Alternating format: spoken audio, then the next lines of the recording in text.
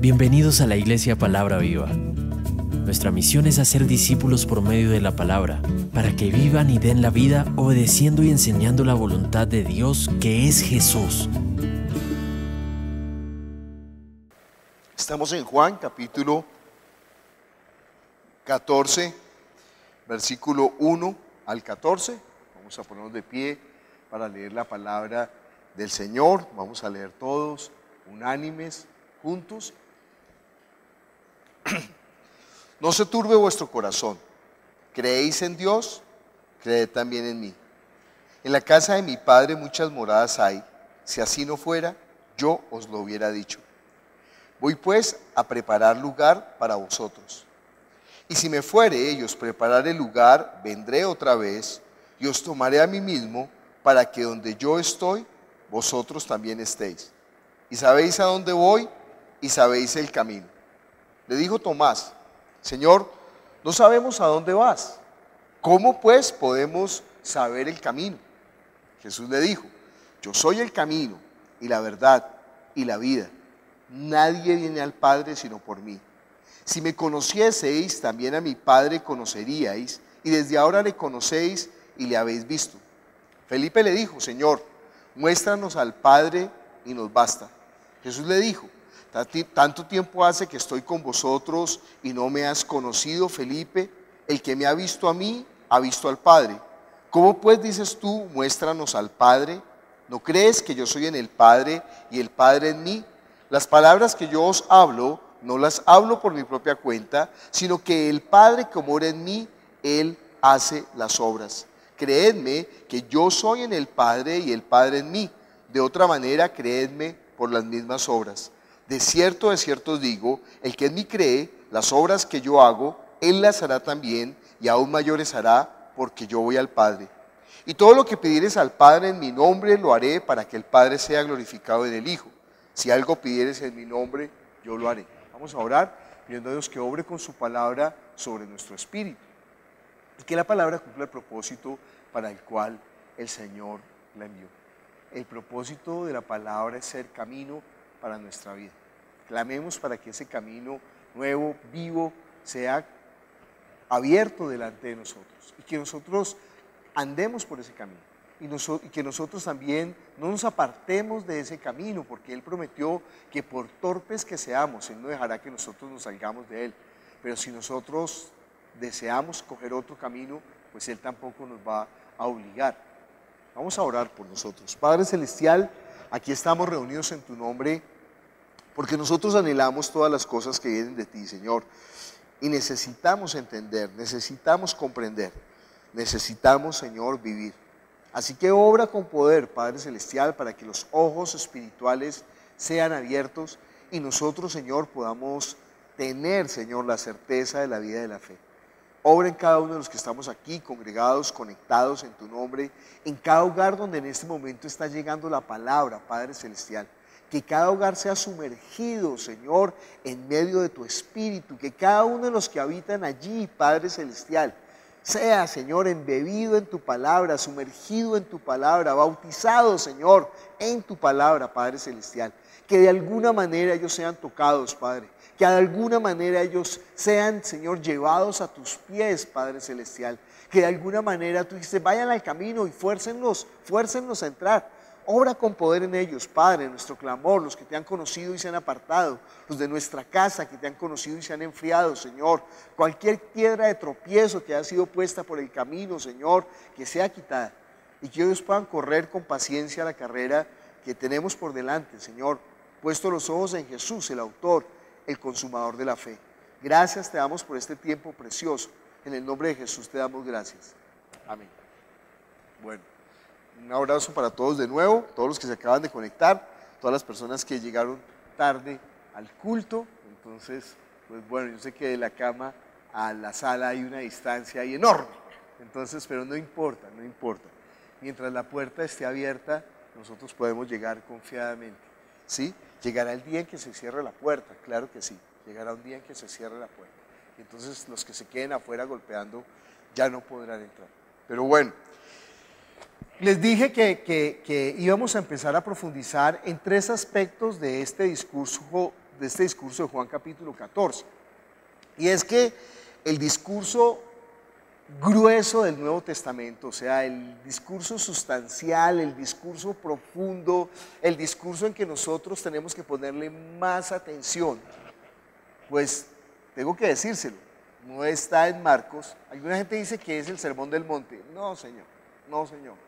Disiento profundamente de eso. No es el Sermón del Monte. No son las bienaventuranzas que le gustan tanto a usted. No son las parábolas que son tan preciosas. El discurso grueso está en Juan capítulo 13, 14, 15, 16 y 17. Ni siquiera es después de la resurrección, es antes de la resurrección. El único de los evangelios que profundizará en el discurso de despedida de Jesús la noche que fue entregado, de la cena que él anhela a volver a comer con nosotros, es Juan. Todos se centran en el acto de partir el pan y beber la copa, pero Juan se centra, es más, Juan ni siquiera toca el aspecto de la copa y del pan. Él lo pasa por encima para no quitarle brillo al asunto de la palabra. Juan trasladará, en su pedagogía, trasladará este asunto de la Santa Cena a un discurso también de Juan 6, que es muy importante. Pero Juan se centra aquí en las palabras de Jesús que dice en todos estos capítulos. Por eso digo yo que es el asunto grueso. Y por eso nos hemos detenido tanto en Juan capítulo 13, nos demoramos un buen tiempo. Aquí en Juan capítulo 14 nos demoraremos otro tiempo. Y sobre todo en este punto, yo soy el camino, la verdad y la vida. Esas palabras son tan importantes. Déjeme orar otra vez, por favor. Padre Celestial, Señor, conocerte a ti es la vida eterna. Y nosotros necesitamos que esa palabra tuya penetre hasta lo profundo de nuestro ser. Porque solamente tu palabra es vida, Señor. Y necesitamos entenderla. No necesitamos decirla, Señor, porque si no la entendemos, si esa palabra no es viva en nosotros, Señor, no tiene sentido. Necesitamos que tu palabra sea viva. Entonces obra con tu Espíritu Santo. Tú eres el único que puede hacerlo, Señor. Que esa palabra se convierta en vida, Señor, en nosotros. Ayúdanos, Jesús. Ilumínanos, Padre Celestial. Derrama tu gracia en esta hora, Padre Celestial. Nosotros decíamos, tu gracia sublime, tu amor sublime, Señor. Gracia sublime es, Señor, tu amor. Entonces obra con poder. Amén. Nosotros, para poder entender un concepto en la Biblia, en el Nuevo Testamento, es muy importante mirar en el Antiguo Testamento cómo se había manejado en el pueblo de Israel ese concepto. Esa es la manera correcta de ver las Escrituras. Normalmente lo que hacen algunas personas es que ellos desde la situación actual, desde la posición actual, tratan de ver las Escrituras. Pero es un error, porque si usted entiende que el Señor Jesús vino, se hizo como uno de nosotros, en esta semana estábamos en la reunión de pastores, y entonces una persona que yo amo mucho es la pastora Rocío, y yo sé de su humildad, de su corazón, de su fervor, que ella no tiene ninguna pretensión. Soltó una frase que es una frase que ha hecho carrera entre los pastores, y es una frase que yo no la soporto. Yo tengo que decirle, mire, a mí esa frase me causa, yo lo dije con palabras muy fuertes, pero es que es así, esa palabra me causa náuseas, porque alguien dijo, algún pastor se inventó una frase que dice, el pastor tiene que untarse de oveja y oler a oveja. No, porque eso lo hace, eso es nicolaísmo, o sea, lo hace completamente excluyente. Yo sé que obviamente esa no es la posición de la pastora Rocío, yo no conozco una persona más humilde y más buena que yo, pero esa frase es nicolaíta, porque es como que las ovejas allá y como que mi favor es ahí como untarme de oveja. Y además como si oler a oveja fuera como algo fuera de eso peyorativo. Ay, me dejó, uy, qué asqueroso, me dejó oliendo a oveja. Pues en primer lugar es un error craso porque, hermano, nosotros todos somos ovejas de su prado. Y si una persona que está sirviendo a una iglesia, ministrando la palabra o sirviendo a los santos, no sabe que es oveja, pues no tiene nada que ver con el reino.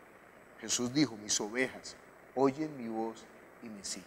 Y nosotros somos ovejas del Señor. Nosotros somos sus ovejas. Entonces, fíjense que el Señor Jesús, para poder darse a conocer, ¿qué hizo? No se untó de oveja y no olió a oveja, sino que Él se hizo como uno de nosotros. Él estuvo entre nosotros, anduvo entre nosotros, vivió como uno de nosotros, se hizo hombre, además hombre hasta el extremo de ser siervo hasta la muerte, lavó nuestros pies, nos sirvió a nosotros, o sea, Él fue, bueno, eso es para decirle que el Señor Jesús, para que nosotros pudiéramos entender las cosas espirituales, Él se presentó ante nosotros en una situación por medio de un pueblo. ¿Cuál es la ventaja de eso? Que esas palabras que Él dijo, nosotros las podemos contextualizar. Dijo alguien, contextualizar o hacer exégesis de la palabra es hacer historia. Por ejemplo, no sé si en su casa tienen algunos dichos particulares que solamente se manejan dentro del ambiente de su familia, ¿sí? Por ejemplo, en mi casa mi mamá es muy histriónica. Yo creo que yo heredé todo ese histrionismo de mi mamá. Y entonces mi mamá le encantaba una canción que se llamaba Boquita Salá, que era de Lucho Bermúdez. Y entonces mi mamá empezaba a hacer así la mano y a bailar diciendo que Boquita Salá. Y nosotros tomamos esa expresión para decir que alguien se ponía muy contento. Entonces decíamos, cuando alguien se ponía muy contento decíamos, Boquita Salá. Usted entiende que esa expresión solamente la va a entender alguien de nuestro círculo familiar, nadie más la entiende. Bueno, pues el Señor Jesús, para que las palabras de Él no tuvieran equivocación, no dieran lugar a equivocación. La gente dice, es que no podemos saber lo que Dios quiso decir. Pues es una ignorancia, porque sí lo podemos saber. Porque Jesús se presentó dentro del pueblo que menos cambio tenía, que era el pueblo judío. De eso dan testimonio todas las Escrituras. ¿Usted entiende la pedagogía del Señor? El Señor le dio al pueblo de Israel la ley, el camino, la instrucción, para que ellos anduvieran en ese camino, en esa ley y en esa instrucción, y no se contaminaran con los pueblos. O sea, otras costumbres, otros modos, otras cosas no llegaran, aunque llegaron. Pero al tener nosotros acceso a las palabras que Dios le dijo a Abraham, imagínense, nosotros tenemos acceso a las palabras que Dios le dijo a Adán, a las palabras que Dios le dijo a Noé, a las palabras que Dios le dijo a Abraham, a las palabras que Dios le dijo a Isaac, a las palabras que Dios le dijo a Jacob, a las palabras que Dios le dijo a Judá, a las palabras que Dios le dijo a Moisés, a las palabras que Dios le dijo a David, a las palabras que Dios le dijo. Y así podemos seguir este camino. Ojo, la palabra de hoy es camino.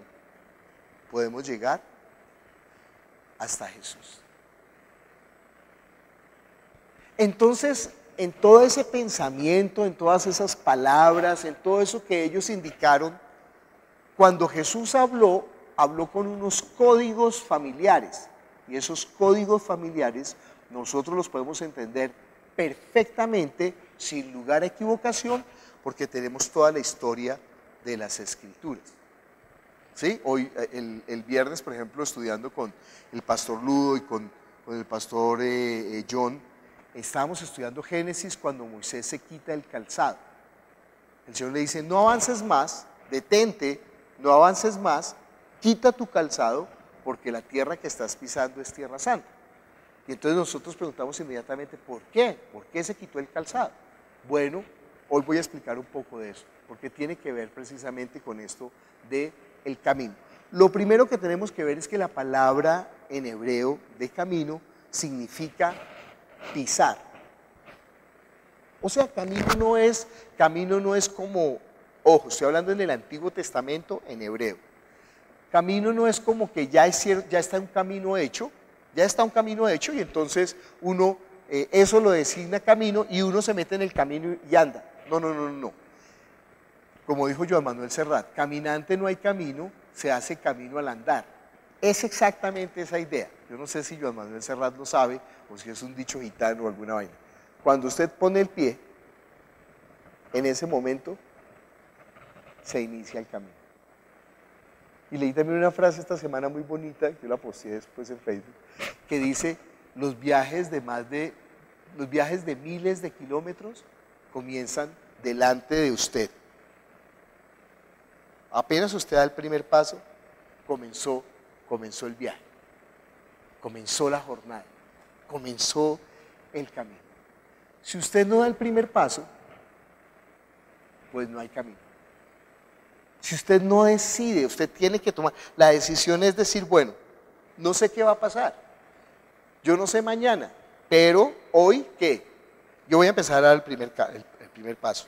Y ahí, en ese momento, en esa acción, ahí comenzó el camino, ahí comenzó el viaje, comenzó la jornada.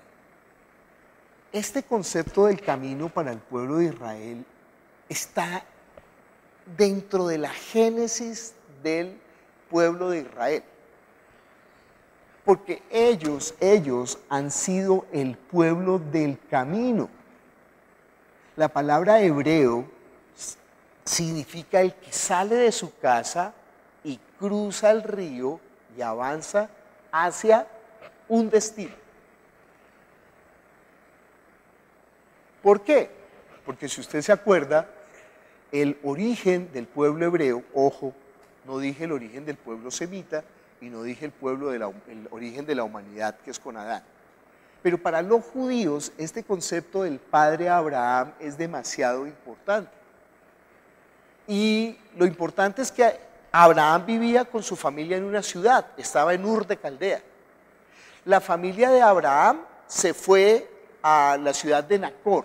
Cuando los que hacen los crucigramas dice ciudad de Abraham, no debería decir Ur, sino debería decir Nacor, porque realmente la ciudad que fundó el papá de Abraham fue Nacor. Y ahí estaba Abraham con su papá, él era una persona del Medio Oriente, politeísta, en un ambiente donde adoraban ídolos, en un ambiente donde estaba ahí en medio de su casa. Los musulmanes cuentan una historia muy bonita que es tomada de la tradición del Medio Oriente, y es que el papá de Abraham inclusive fabricaba ídolos, él era un fabricante de ídolos. Y Abraham, cuando tiene la revelación del Dios único, entonces le daña el negocio al papá porque le destruye todos los ídolos y lo echa de la casa. Bueno, en esa revelación de Dios a Abraham, Dios llama a Abraham, ¿para qué? Le dice, deja tu tierra y tu parentela y vete. ¿A dónde? Abraham no sabe. A la tierra que yo te voy a mostrar. Yo te voy a guiar por el camino.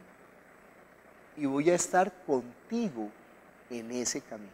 Yo te voy a acompañar. Mire, para la época de Abraham, para la cultura de Abraham, para el tiempo de Abraham, esto es una locura. Esto es una idea extrafalaria, esto no tiene sentido en todo el pensamiento místico de los pueblos de esa época.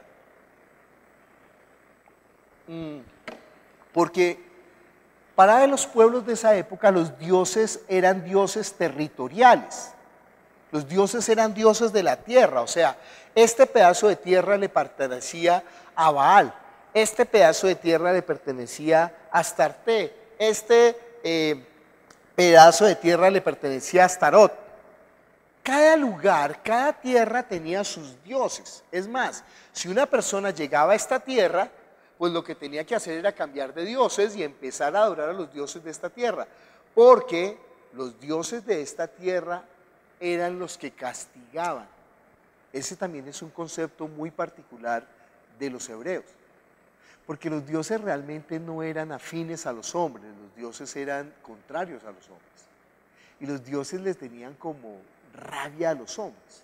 Entonces los hombres lo que estaban era temerosos ante los dioses, y para aplacar la ira de los dioses ellos hacían cosas para agradar a los dioses. Hacían bailes, hacían sacrificios, inclusive sacrificaban al primer hijo. El hecho de sacrificar el hijo que le dice Dios, dame a tu hijo, es una costumbre de los pueblos cananeos. Máteme a su primer hijo, con esa sangre de su hijo riegue la tierra y con esa sangre tenga la seguridad que como ya ha dado satisfacción a mi ira que yo le tengo, a la rabia que yo le tengo a los hombres, al destino malo que yo tengo, ahora yo lo voy a dejar tranquilo hasta que de pronto algo me saque de nuevo la piedra. Cuando yo me vuelvo a poner bravo, otra vez tienen que ofrecerme sacrificios. Entonces la gente todo el tiempo estaba tratando de agradar a los dioses. Se da cuenta que eso es la herencia de la religión popular, de la religión de la gente. La gente tiene miedo de lo que Dios puede hacer. Pero el Dios que se le revela a Abraham es el Dios del amor, es el Dios de la misericordia. Es el Dios además que lo acompaña. Imagínese, Dios estará con él. Yo estaré contigo. Eso es una revolución absoluta en cuanto a la historia del pensamiento. Pero además, él le dice a Abraham que él va a vivir como extranjero y como peregrino en esta tierra.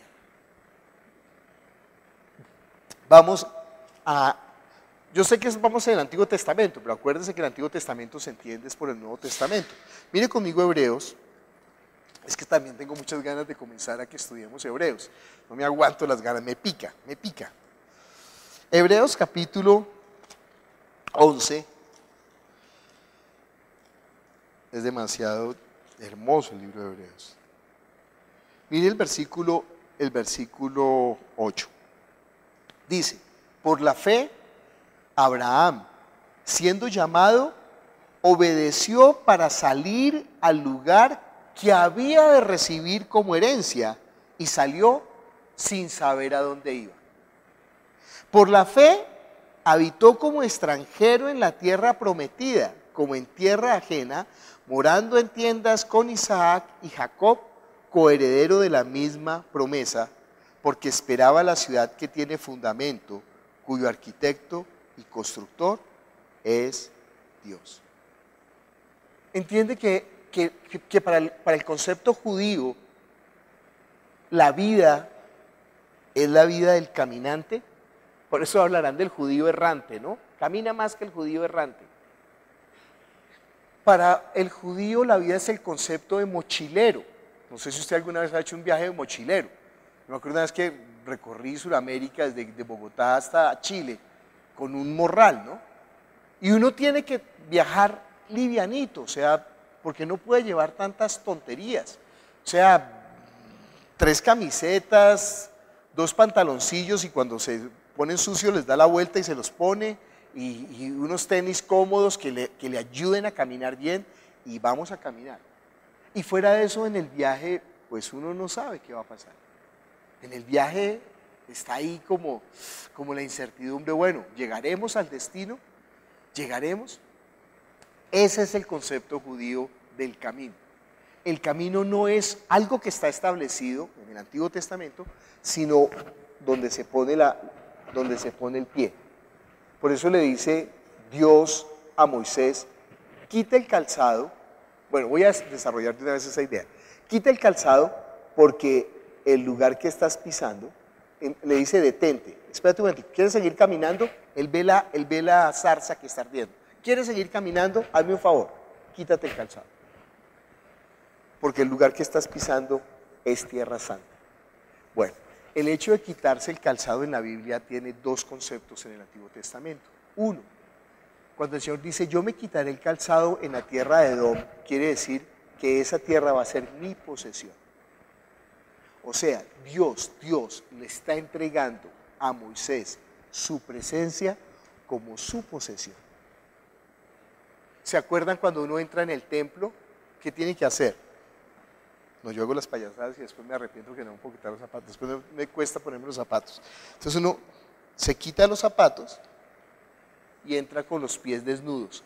Hoy en día en los lugares de culto de Medio Oriente y de Oriente, inclusive de Oriente también, usted para entrar al lugar, indicando que ese lugar es especial, se quita los zapatos. O sea, que su basura, ahora podemos entender un poquito esto, ¿no? Con el tiempo del coronavirus. Entonces, su basura no puede entrar a ese lugar, sino que usted tiene que tener comunión con el dueño de la casa, comunión con el dueño del lugar. Le voy a dar otra porción. Yo sé que el pastor John está empapadísimo de eso, porque lo pusieron a estudiar en la universidad del libro de Ruth. Cuando una mujer había quedado viuda y se iba a unir a su esposo, entonces el esposo tenía que entregarle el zapato, porque esa es una costumbre no de Ruth. Ahí dicen Ruth que, y esta costumbre era entre los pueblos para hacer pactos. No, ni siquiera el autor del libro de Ruth sabe bien la historia de ellos mismos. En la ley decía que si una mujer quedaba viuda, ella tenía que casarse con el familiar más cercano. Si el familiar más cercano no quería casarse con ella, ¿sabe qué tenía que hacer? Ella le quitaba el calzado. Y le decía, usted no quiere cumplir la palabra de Dios. Lo escupía. Y a él comenzaban a llamarlo el sin calzado. O sea, poco como feo. ¿Usted quién es? El sin calzado. Y la mujer iba y le entregaba el zapato al familiar que quisiera casarse con ella. Esa es la historia de Ruth. ¿Se acuerda, pastor John, de la historia de Ruth, no? Usos y costumbres de los pueblos semitas. Cuando Dios le está diciendo a Moisés entonces que se quite el calzado y que pise con el pie desnudo, está diciendo, usted está entrando a mi casa, usted va a ser mi pueblo, usted va a ser mi siervo, usted va a estar conmigo en la comunión. Usted va a caminar, ¿en dónde? Usted va a poner su pie en mi camino. Ahora usted va a caminar en tierra santa. Ojo, esa tierra no era la tierra de Israel. Entonces estamos diciendo, no, es que la tierra de Israel es tierra santa. Ay, yo tengo unas ganas de ir a tierra santa. Ay, para mí mi sueño es ir a tierra santa, pisar los lugares que pisó Jesús. Los lugares que pisó Jesús están 3 metros bajo, más de 3 metros, 10 metros bajo tierra. El único lugar que queda donde pisó Jesús podría ser una escalinata que está en la puerta dorada donde está cerrada. Esas escalinatas serían el único lugar que uno puede decir que pisó donde pisó Jesús, porque están descubiertas. El resto todo está cubierto. Pero en tierra, entiendan, tierra santa es el lugar donde está la presencia del Señor. Este concepto del camino está desde Génesis, mire conmigo Génesis capítulo 3, versículo 24. Estamos hablando porque Jesús dice, yo soy el camino, la verdad y la vida.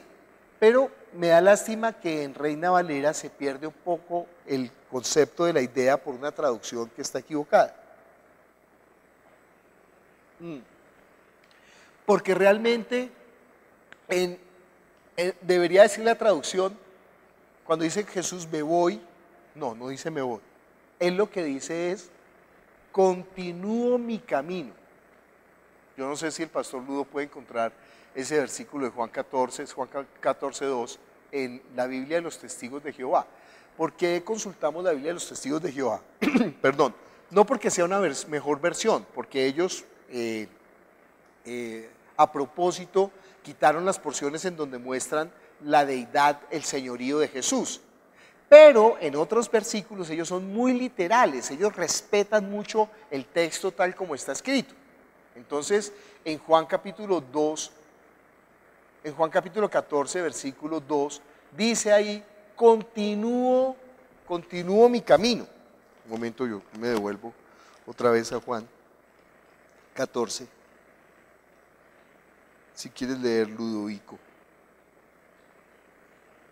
Juan capítulo 14, en la de los testigos. ¿El pastor Jonah tiene ahí? Con el micrófono, por favor.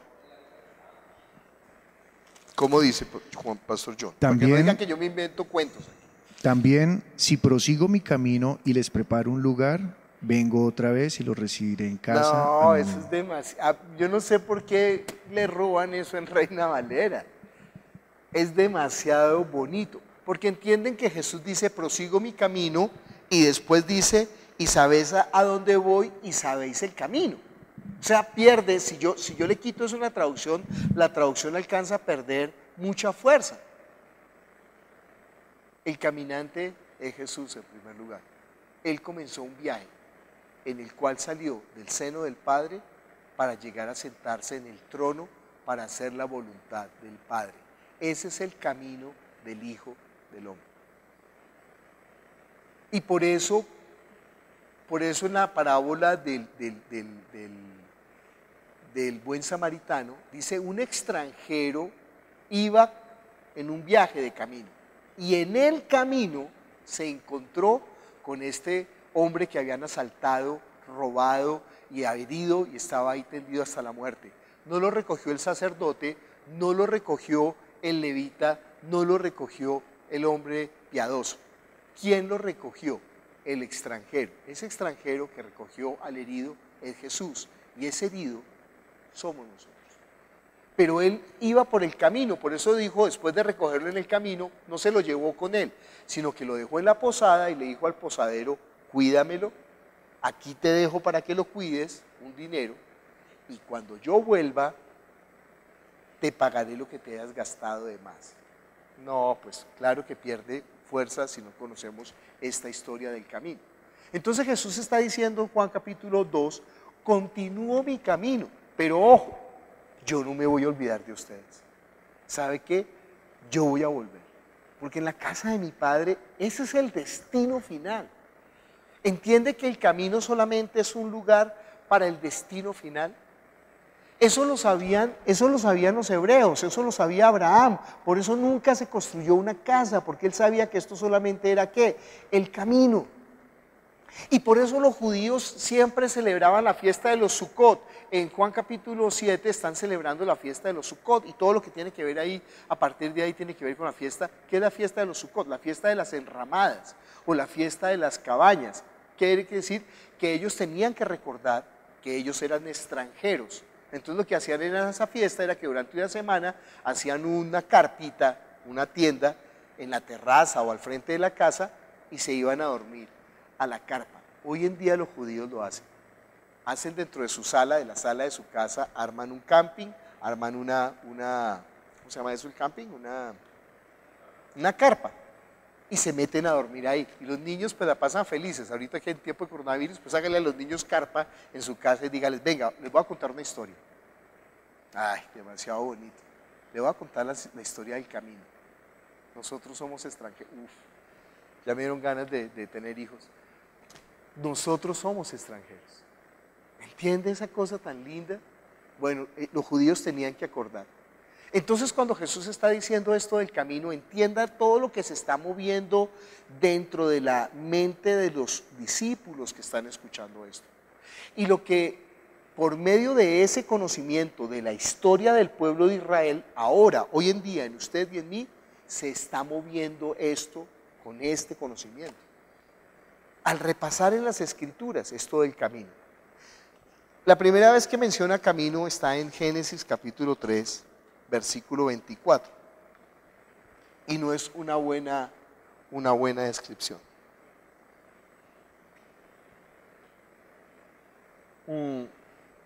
El hombre está en el Edén, en el paraíso, en el lugar del solaz de Dios, en el lugar del deleite de Dios. Esa palabra de solaz, deleite, jardín de Dios, paraíso de Dios, es la misma palabra que se utilizará después para hablar del monte de Dios o de la casa de Dios o del cielo o del reino de los cielos o del reino de su amado Hijo. Entonces el hombre estaba allí haciendo la voluntad de Dios. Hay tres árboles, está el árbol del bien y del mal, el árbol de la vida y los árboles que puede comer. El hombre peca en el jardín del Edén porque Satanás le dice que no guarde el camino. Es particular la palabra instrucción, la palabra ley, la palabra Torah, significa también camino. Por eso leímos el Salmo número 1. Y por eso, para los judíos, este concepto del camino es tan importante porque el primer salmo, imagínense, el primer salmo está hablando de esto. ¿De qué? Del camino. Miremos un momento, antes de ir a Génesis capítulo 3, miremos un momento el Salmo 1, porque es que después se me olvida, yo me quedo con eso en el tintero y nos perdemos. Dice el Salmo número 1, bienaventurado el varón que no anduvo en consejo de malos, ni estuvo en ¿qué? En camino de pecadores. Es el Salmo número 1, entiende que cuando Jesús dice, yo soy el camino, ellos quedan como sorprendidos. Le voy a adelantar algo. En el Antiguo Testamento el camino se hacía al andar. O sea que el camino era el paso que daba el errante, el que estaba extranjero.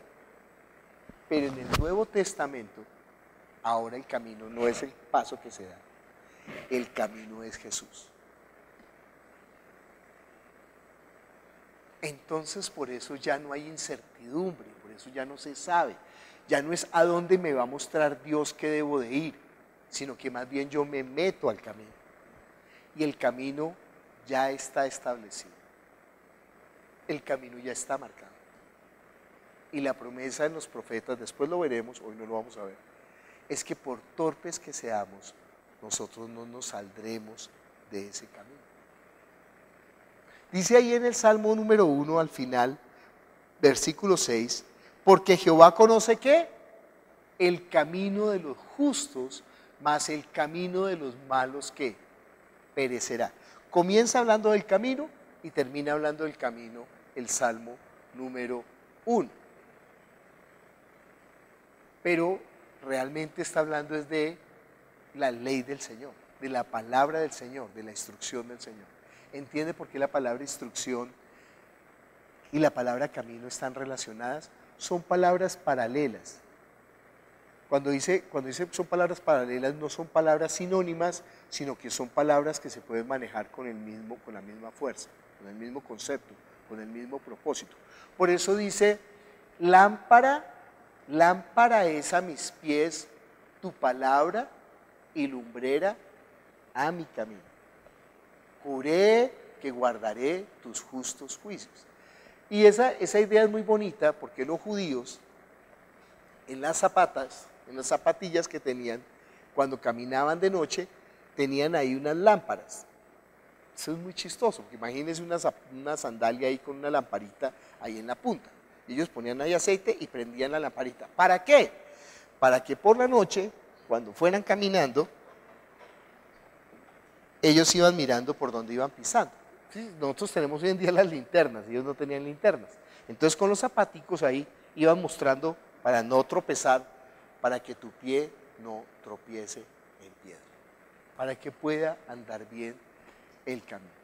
Entonces, este concepto del camino está muy, pero demasiado marcado dentro del pensamiento judío.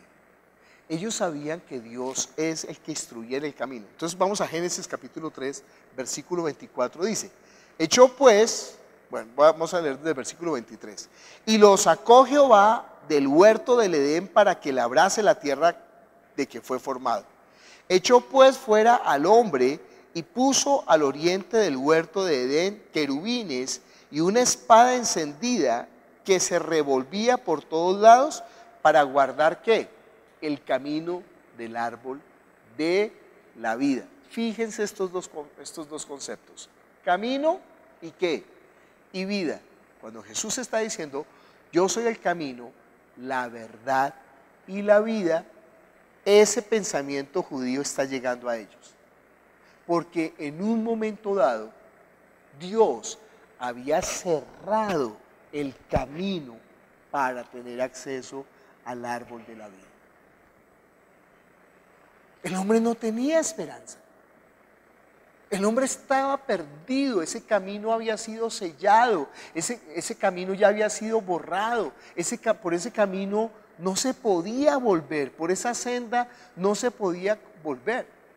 No sé si a usted le ha pasado que algún día ha ido a comer una cosa deliciosa. Encontró algo delicioso, ¿sí? Yo me acuerdo una vez que fuimos era como en la 15 con algo, pero nunca me pude acordar. Y habían unas delicias árabes. Y eran unos biscuits, unos pastelitos, unos dulces, pero deliciosos de cardamomo, de almendras con miel. No, una cosa pero espectacular. Yo nunca había probado nada tan rico. Probé eso, me fui, pero no tuve en cuenta el lugar. Y no tuve en cuenta el camino. Nunca pude volver a encontrar el lugar. Y siempre que paso por la 15, añoro esas, ¿dónde será? Y me detengo un rato y doy vueltas y me parezco a John Travolta ahí en Pulp Fiction mirando. ¿Dónde estará? ¿Dónde? Pero no lo volví jamás a encontrar. ¿Qué perdí? Perdí el camino. Por no estar atento, por estar deleitándome ahí, no me fijé. Y uno piensa, no, yo puedo volver. No pude volver, déjeme decirle, no pude volver a ese camino. Pues sépalo, el camino para el huerto del Edén estaba cerrado. Dios puso una espada flamigia para que no pudieran entrar ellos jamás, para que no pudieran volver. Pero Jesús cuando dice, yo soy el camino, la verdad y la vida, vuelve a unir esos dos conceptos, el camino y la vida, como si el camino hubiera sido de nuevo, ¿qué? Abierto, como si el hombre hubiera podido volver a encontrar el camino hacia el Edén, el camino hacia el paraíso, el camino hacia el jardín de Dios, hacia el lugar del deleite de Dios. Y usted sabe que la iglesia es ese jardín. Mire conmigo, 1 Corintios, o celebramos hoy el Día de las Madres. Sí, cambiamos de predicación. Vamos a hablar de la mujer virtuosa. Ay, señoras, que Dios las bendiga hoy, que sea Dios prosperando en su casa, su familia. Mire, no hay como una mamá en la casa, qué delicia, qué amor más lindo, ojalá le dé muchos regalitos y leas en la casa Proverbios capítulo 31. Amén. 1 Corintios capítulo 3, versículo 8 y 9. Bueno, voy a leer desde el versículo 7. Así que ni el que planta es algo, ni el que riega, sino Dios que da el crecimiento. Sépalo, cuando Pablo está hablando de este concepto, dentro del código judío, inmediatamente la gente va a pensar en ¿qué? En el jardín del Edén. Porque Dios fue el que plantó y el que sostuvo. Y al hombre solamente le dijo, mantenga ese jardín, que es mi jardín, que es mi Edén, que es mi lugar de cultivo.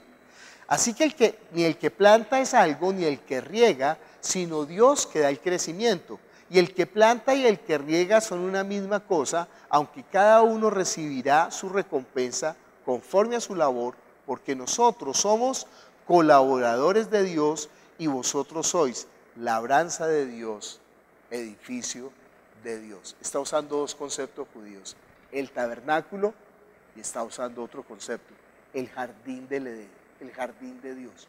La iglesia es el jardín de Dios, la iglesia es el templo de Dios. Pero sépalo, la iglesia, como Abraham, realmente no ha llegado a su lugar de destino, sino que la iglesia está caminando. Por eso me gusta tanto esa canción católica que dice, somos los peregrinos que vamos hacia el cielo, la fe nos ilumina, nuestro destino no se halla aquí, la meta está en lo eterno, nuestra patria es el cielo, la esperanza nos guía y el amor nos hará llegar. ¡Oh! Esa es una canción espectacularmente hermosa, somos peregrinos. Y aunque estamos andando en el templo, o sea, aunque la iglesia es el templo, en este momento estamos andando como si estuviéramos en un tabernáculo, en una carpa. O sea, andamos, recogemos la carpa, seguimos, recogemos la carpa, hasta llegar a nuestra morada eterna, que es el cielo, o sea, la tierra prometida, a nuestro Canaán celestial. Por eso le dijo Abraham realmente la tierra, o sea, Abraham sabía que la tierra prometida no era la tierra de Israel. Por eso está diciendo el libro de Hebreos que anduvo como extranjero en esa tierra, porque él esperaba una ciudad eterna, un destino final cuyo arquitecto es Dios. Y nosotros estamos en ese camino hacia ese lugar. Ese es el concepto que se está manejando en la Biblia. Mire conmigo Génesis capítulo 5, versículo 24. Le estoy contando la idea que se tiene para entender qué es el camino en la Biblia. Génesis capítulo 5, versículo 24. Dice, caminó pues Enoc con Dios y desapareció, porque le llevó Dios. Eso para los judíos era súper particular.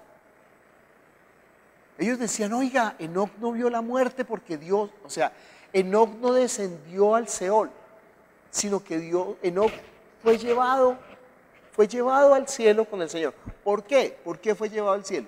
Porque Enoc caminó con Dios. ¿Entiende este concepto del camino? Y entiende que este concepto del Dios que acompaña en el camino no es un concepto de Abraham, sino que desde Génesis está ese asunto. Dice, Enoc caminó con Dios. Pero no solamente Enoc caminó con Dios. Mire conmigo ahí el capítulo 6, el versículo 9. Estas son las generaciones de Noé. Noé, varón justo, era perfecto en sus generaciones. ¿Qué? Con Dios caminó Noé. Con Dios caminó Noé. Ojo, no es que Dios caminó con ellos, es que ellos caminaron con Dios. Ellos estuvieron ahí, siguiendo la instrucción, siguiendo el camino, siguiendo el propósito, andando con el Señor. Otra canción católica. Cristo va conmigo, junto a mí va el Señor, andaré por siempre en su camino hasta el fin. Ya no temo, Señor, a la noche, ya no temo, Señor, la oscuridad. ¿Por qué? Porque Cristo va conmigo. Ese es el concepto del camino. Mire conmigo Génesis capítulo 16, versículos 7 al 14. A mí me encanta esta porción. Sí, todas las porciones yo digo que me encantan. ¿Yo qué hago? Estoy perdido con la escritura. Al contrario, he encontrado el camino, no estoy perdido. Dice Génesis capítulo 16. Bueno, Sarai está agarrada con la empleada porque Sarai le dio por decirle yo le cuento el chisme, ¿no? A Abraham que se acostara con la empleada para que a través de la empleada naciera el hijo de la promesa, pero eso no era lo que Dios le había dicho. Pero usted sabe, a Sarai se le ocurrió, yo tengo una buena idea, vamos a ayudarle a Dios un poquito, acuéstese con mi empleada. Bueno, Abraham ahí a regañadientes se acostó con la empleada y claro que la empleada concibió. Y cuando la empleada concibió, entonces la empleada empezó a humillar a su ama, porque ella pues en todo caso era la mamá del hijo. Y entonces Sarai ahí empezó a pelear, eso no sucede ahora, ¿no? Ya las mujeres no pelean, pero ella empezó a pelear por celos. Y, ay, ¿usted por qué tiene el pelo tan bonito? Y ay, yo me voy a mandar a hacer extensiones. Y ay, usted se colocó aretes, yo quiero esos zapatos. ¿Y qué perfume usa? Y él, no, yo no digo mi perfume. Bueno, empezaron a pelear. Y entonces, dice que versículo, yo me pongo a contar bodas y me pierdo. 16:7. Dice, 16:6. Y respondió Abraham a Sarai, he aquí tu sierva está en tu mano, haz con ella lo que bien te parezca. Y como Sarai la afligía, ella huyó de su presencia. Ella se fue de la casa.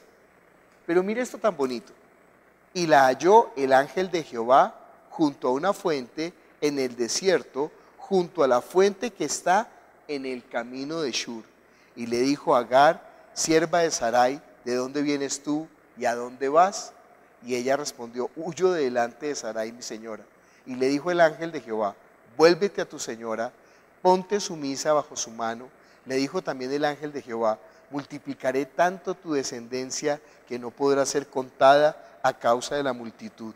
Además, le dijo el ángel de Jehová: he aquí que has concebido, darás a luz un hijo y llamarás su nombre Ismael, porque Jehová ha oído tu aflicción, y él será hombre fiero, su mano será contra todos, y la mano de todos contra él, y delante de todos sus hermanos habitará.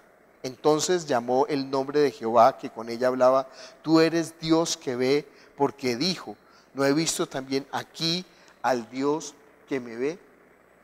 ¿Se da cuenta tan lindo? Esta Agar se ha ido por su camino, escapó, huyó. ¿Qué hace Dios? ¿Qué hace Dios? Va y la busca por el camino y la encuentra y le dice: ¿sabe qué? Tranquila, vieja, yo voy a estar con usted. Usted no se preocupe, usted venga, siga por acá, devuélvase. Pero esta mujer era una sierva, esta mujer no era nadie, ni siquiera el hijo que ella tenía era el hijo de la promesa. Pero Dios, por causa de su palabra que le ha dado a Abraham, Dios mantiene su palabra. Y aún con la sierva, Dios la guarda y le dice: tranquila, yo voy a estar con usted. Ya el hijo se iba a morir, ¿no? Ya el hijo estaba, ella lo dejó allá botado y dijo: bueno, que se muera mi hijo, y yo aquí voy a dejar que se muera lejos para no tener que sufrir. Dios le dijo: no, tranquila, coja al muchacho y ¿sabe qué? Vamos. El Dios que me ve. ¿Usted sabe que Dios está ahí? ¿Usted sabe que Dios ha salido a su encuentro por su camino, que era camino de muerte? Dios salió al encuentro para encontrarse con usted y para meterlo al camino. Venga, viejo, venga para acá. Vamos por mi camino. Vamos, yo estoy pendiente de usted, no me he olvidado. Yo soy tan chiquito, yo soy tan insignificante, yo soy un pobre siervo que no tiene nada que ver y moriré. No, hermano, usted no conoce a Dios. No conoce al Dios de la misericordia. No conoce al Dios que va con nosotros, que camina con nosotros, que anda con nosotros. Génesis capítulo 18, versículo 19. ¿Por qué Dios escogió a Abraham? Hay gente que dice que no, que Dios no escoge a nadie por nada, sino que Él escoge por una la gane. No. Hay unas cosas que Dios ve en el hombre. ¿Qué vio Dios en Abraham? No vio nada. Abraham es un pecador malvado. No, sí vio algo. Pues eso es lo que dice la Escritura. Pues, ¿qué hacemos? ¿Sí? La gente que es los Presti, los calvinistas, dicen: no, nada del hombre puede descrestar a Dios. Sí, hay algo que asombra a Dios, nos enseñó Paula el domingo pasado: la fe. La fe impresiona a Dios. ¿Y qué es la fe? Que usted crea su palabra. Que realmente, porque Dios da la palabra, pues, Dios sabe que su palabra se va a cumplir. Y Dios fuera de eso ha dado las señales y nos ha mostrado todo. Pero cuando dice: oiga, me creyó por encima de todas sus situaciones, me creyó. ¿Y sabe qué hace Dios? Al que tiene fe, la bendición. Abraham, ¿por qué lo escogió? Dice Génesis capítulo 18, versículo 19. Porque yo sé que mandará a sus hijos y a su casa después de sí, que guarden el camino de Jehová, haciendo justicia y juicio, para que haga venir Jehová sobre Abraham lo que ha hablado acerca de él. Claro que sí, si los hijos de Abraham no guardan el camino, pues chao. En cuanto a Abraham, chao, la voluntad de Dios, chao. Pero ¿sabe por qué escogió a Abraham? Porque sabe que Abraham va a guardar el camino, y no solamente va a guardar el camino, va a enseñarle a los hijos que guarden el camino. Y evidentemente por eso se habla de Abraham, de Isaac, de Jacob. ¿Quiénes? Los que guardaron el camino. Porque eso enseñó a Abraham.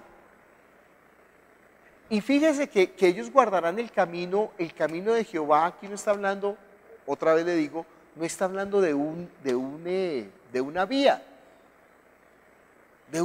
sino que está hablando de estar con el Señor, de mantener la instrucción del Señor, de mantener el propósito del Señor. Todo ese concepto es lo que va a ser trasladado para los judíos, para el pueblo de Israel. Bueno, podríamos seguir hablando más. Miremos Génesis 24.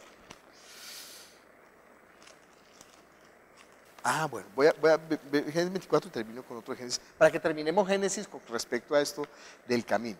Génesis capítulo 24. Dicen que después del Evangelio de Juan, el libro de Génesis es el libro más leído en el mundo, particularmente. Después del libro de Juan, el libro de Génesis es el libro más leído del mundo. Génesis capítulo 24, versículo 40. Dice: entonces él me respondió: Jehová, en cuya presencia he andado, enviará su ángel contigo, prosperará tu camino, tomarás para mi hijo, mujer de mi familia y de la casa de mi padre. Está hablando de el siervo que está buscando la mujer para Isaac. Y mire el versículo 42. Llegué pues hoy a la fuente y dije: Jehová, Dios de mi señor Abraham, si tú prosperas ahora mi camino por el cual yo ando. Mire el versículo 48. Y me incliné y adoré a Jehová y bendije a Jehová, Dios de mi señor Abraham, que me ha guiado por camino de verdad para tomar la hija del hermano de mi señor para su hijo. Usted entiende que cuando Jesús dice: yo soy el camino, la verdad y la vida, todos estos conceptos están dentro de la mente de los discípulos que conocen las Escrituras, porque toda su vida han estado escuchando las Escrituras en el culto al Señor. El camino de la verdad, o sea, por donde yo no me voy a desviar, por donde no hay equivocación, por donde Dios estará conmigo. Mira el versículo 56, y les dijo: no me detengáis, ya que Jehová ha prosperado mi camino para despacharme, para que vaya a mi Señor.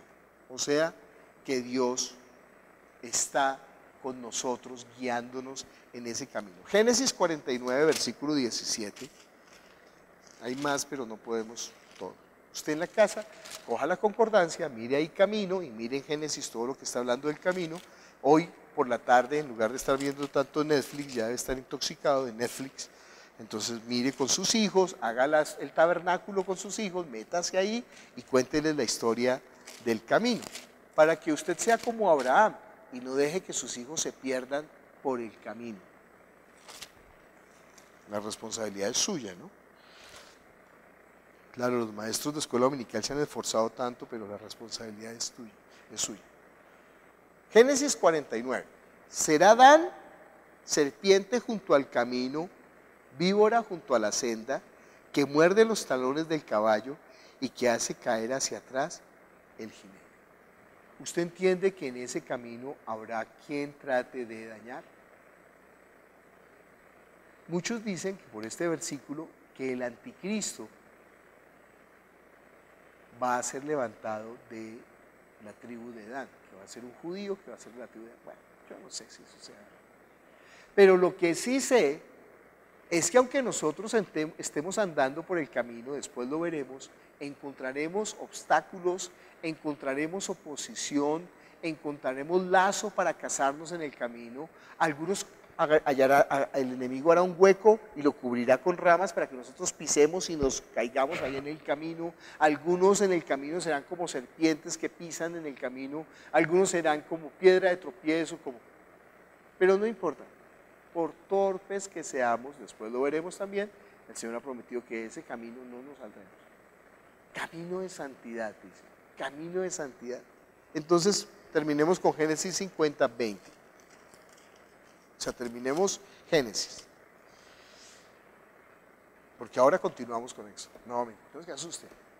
Génesis capítulo 50, 20. Dice: vosotros pensasteis mal contra mí, mas Dios, ¿qué? Lo encaminó a bien para hacer lo que vemos hoy, para mantener en vida a mucho pueblo. Está hablando Josué de los hermanos que lo vendieron como esclavo, que lo mataron figuradamente, que llevaron al padre la sangre en su ropa, que estuvo en la cárcel, que la esposa de Potifar trató de acostarse con él, que por eso, mejor dicho, le fue muy mal, que se olvidaron de él, que después Dios le dio sueño para el faraón, que después fue colocado como segundo del reino, que gracias a que era segundo del reino trajo a sus padres y a sus hermanos de la tierra de Canaán que estaba sufriendo hambre, que gracias a él después estuvieron 400 años como esclavos en Israel. Pero entiendan, José sabe que Dios ha encaminado esto. Ahora sí terminemos leyendo Hebreos capítulo 10.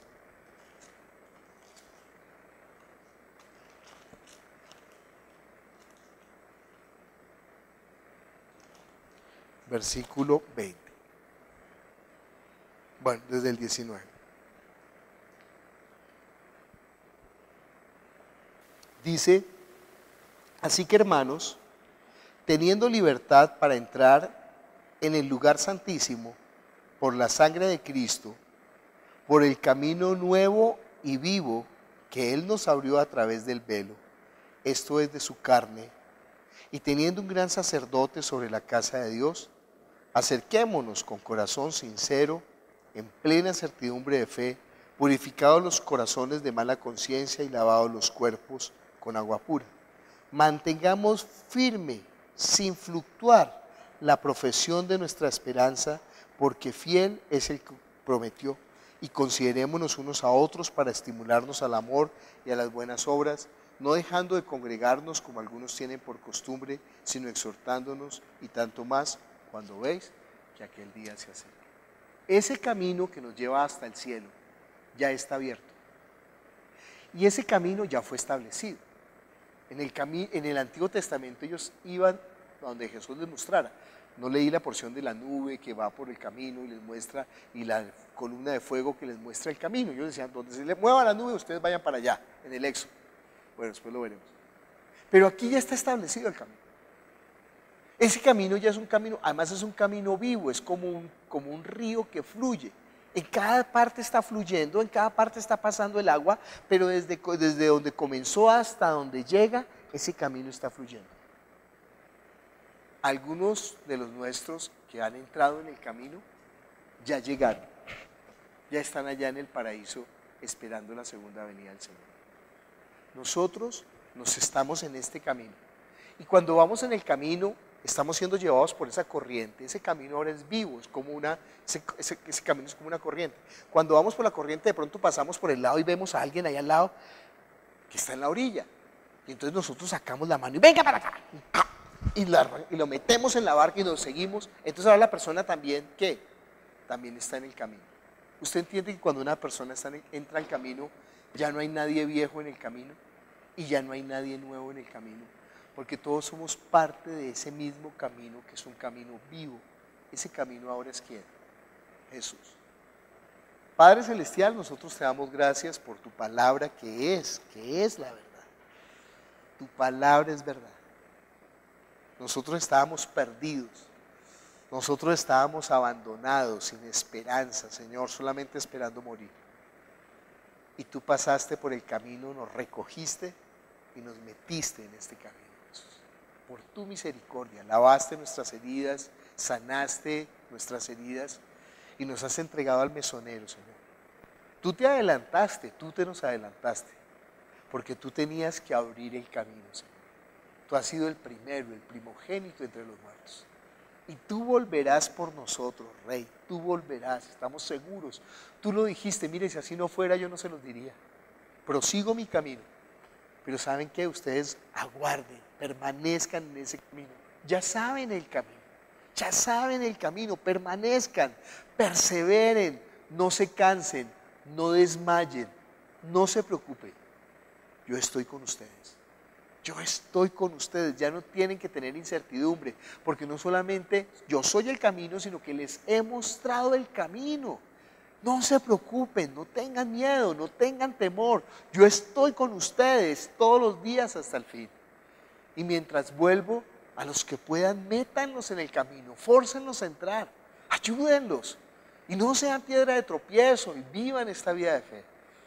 Padre Celestial, nosotros te damos gracias por ese camino nuevo y vivo. Está abierto para el trono de la gracia. Tenemos acceso al trono de la gracia ya, Señor. En un sentido hemos llegado ya a la meta, en otro sentido estamos caminando hacia la meta. Gracias por ese camino precioso, Señor. Ya nuestros pies están ahí construyendo día a día, Jesús.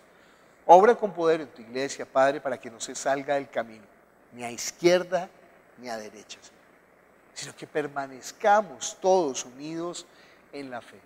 Gracias, Padre, que tú eres ese camino vivo, Señor. Gracias que podemos andar contigo, caminar contigo y enseñar a los nuestros a guardar el camino. Gracias te damos en el nombre de Jesús. Amén.